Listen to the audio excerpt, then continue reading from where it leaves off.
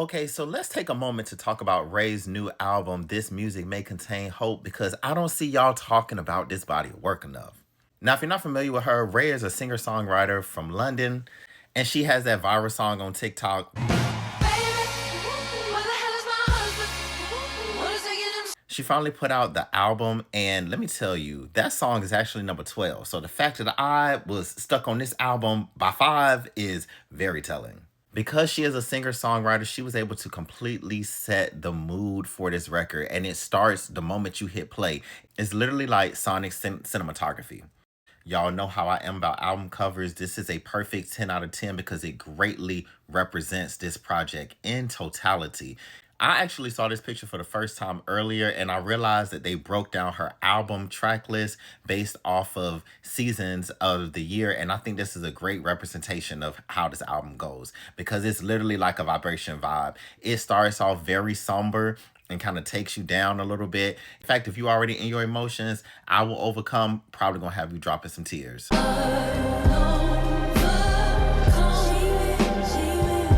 Beware of a South London Lover Boy. It picks the album up instrumentation wise. All of the songs slide right into each other. And I feel like with Raye being a songwriter, not only is she doing such a great job of painting these pictures for these songs for you to listen to, but she also puts a lot of lyrical affirmations throughout this entire project. When it gets to Click Clack, for an example, she reminds us what's the odds of a human being born. And when you really think about that, you can use as motivation that you can overcome anything. Some of my favorites off the album is definitely I Know You're Hurting and Lifeboat. You always keep pushing on. You always keep. I know you're hurting.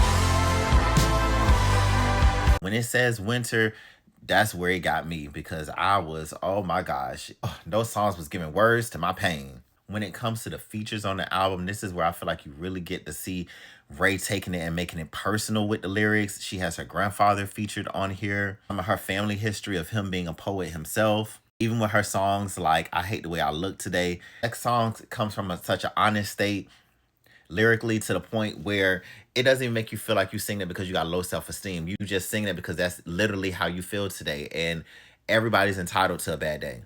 Other lyrical affirmations that she put on this album is when she says stuff like the sun will always shine again, there's light behind the gray clouds. And even on the song Lifeboat, the fact that she has the affirmation, I'm not giving up, playing in the background with multiple voices coming through saying it, just a way to remind the listener like, hey, you're not alone. We're all out here trying to just make it through life. I'm not giving up yet.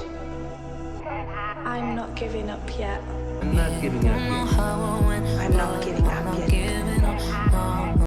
And it's the fact that she sings these songs from the perspective of what she needed to hear when she was going through her darkness. And I swear that is like the definition of a true artist, especially a singer-songwriter.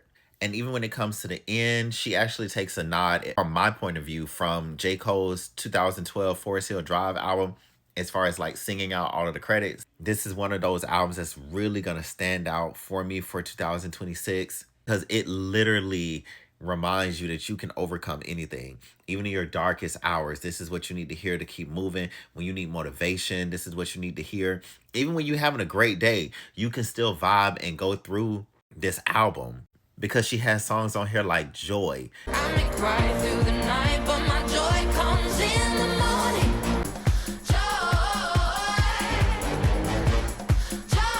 Morning spiritual songs to remind you that at the end of the day, you will always have joy if you declare it.